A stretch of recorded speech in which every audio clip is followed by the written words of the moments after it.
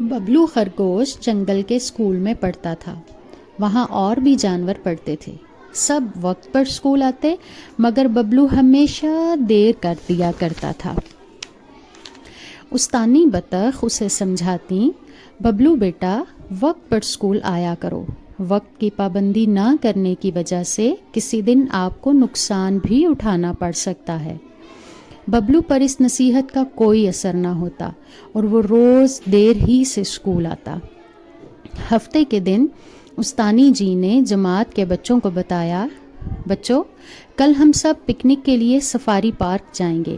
ہرن بھائی 7:30 بجے گاڑی لے کر آ جائیں گے، 8 بجے ہم سفاری پارک کے لیے روانہ ہو جائیں گے۔ سب بچے وقت پر پہنچ جائیں۔ پکنک پر جانے کا سن کر سب جانور بہت خوش ہوئے اور اگلے دن وقت پر اسکول پہنچ گئے۔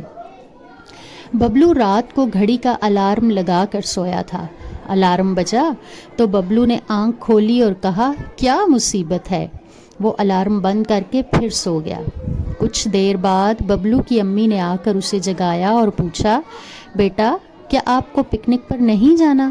یہ سن کر وہ بہت گھبرایا اور آنکھیں ملتا ہوا اٹھ بیٹھا۔ 7:30 ہو چکے تھے۔ اس نے جلدی جلدی کپڑے تبدیل کیے۔ وہ فوراً کھیتوں میں پہنچا، وہاں سے گاجریں جمع کیں اور چھلانگیں لگاتا ہوا اسکول پہنچ گیا۔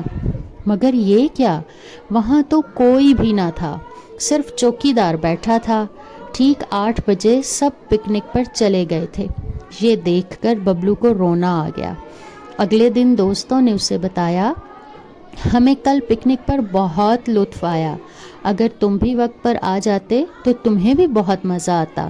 ببلو کو اس وقت اپنی استانی جی کی بات یاد آئی کہ وقت کی پابندی نہ کرنے سے ہمیشہ نقصان اٹھانا پڑتا ہے۔ اس نے آئندہ ہر کام وقت پر کرنے کا عہد کر لیا۔